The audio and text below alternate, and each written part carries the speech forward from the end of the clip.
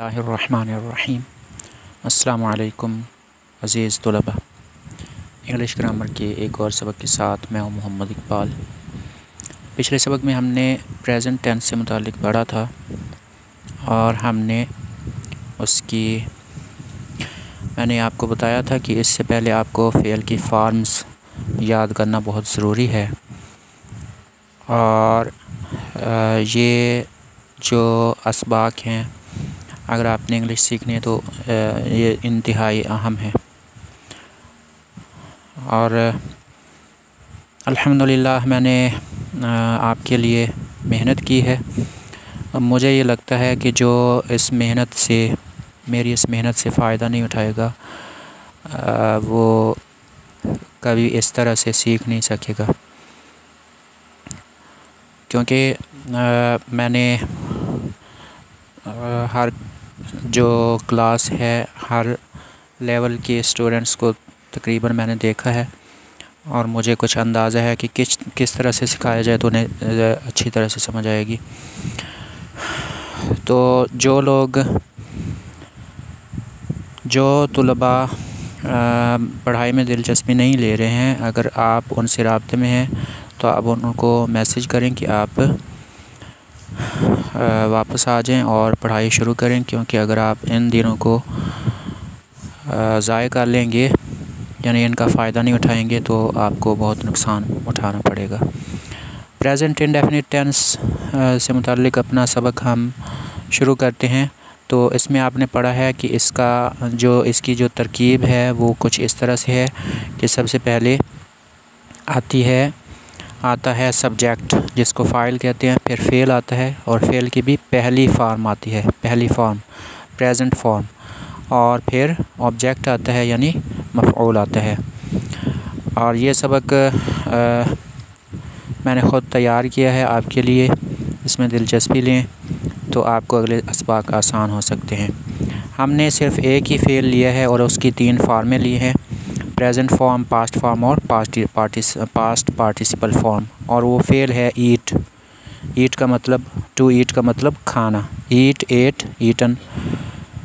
हमारा पसंदीदा काम भी है, और कोई काम हम करें या ना करें ये तो हम करते हैं ना। तो चलो, अब इसमें आप एक गिरदान देख रहे हैं। अमूमन इस तरह से बिल्कुल भी नहीं पढ़ाया जाता जिस तरह से आपको पढ़ाया जा रहा है, और इसकी वजह यह है कि हम आपके लिए आसानी चाहते हैं, इसलिए आपके लिए ये सबक तैयार किया है। तो ये आप गिरदान देखें।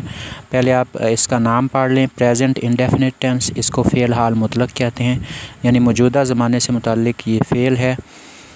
इसकी आपने निशानी पढ़ी है कि उर्दू में ता है, ती है, ता हूँ वगैरह आते हैं।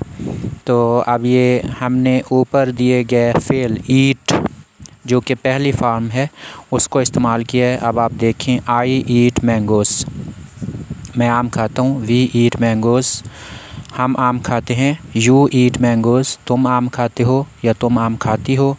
ही ईट्स, यहाँ पर एस पर गौर करें। ही ईट्स मैंगोज़, वो आम खाता है। शी ईट्स मैंगोज़, वो आम खाती है। यहाँ पर यानी मुअन्नस हो गया। इट ईट्स मैंगोज़, वो चीज़ आम खाती है, यानी कोई जानवर हो सकता है जो कि आम खाता है। आपका अगर मुशाहिदा है तो गालिबन तोता वो आम का शौकीन है। और दे ईट मैंगोज़, वो सब आम खाते हैं, यानी जमा का सीगा है गायब के लिए, और वो सब आम खाती हैं।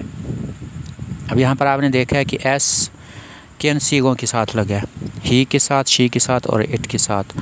इन सीगों को कहते हैं थर्ड पर्सन सीगे, और थर्ड पर्सन में भी ये वाहिद के सीगे हैं, सिंगुलर के सीगे हैं।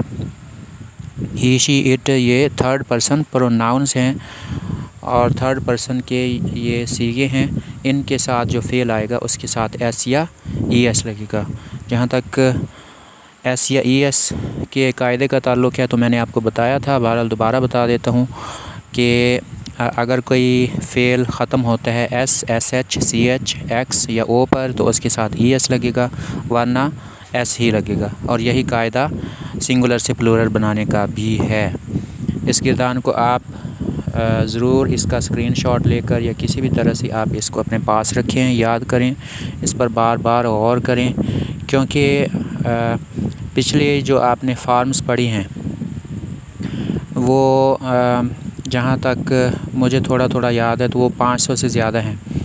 उन 500 फार्मों पर इसी कायदे का इतलाक़ होता है और उन 500 फार्मों से आप जुमले बना सकते हैं इसी एक गिरदान को सामने रखते हुए। तो अगले इस वक्त तक के लिए इजाज़त चाहता हूँ। अल्लाह हाफ़िज़।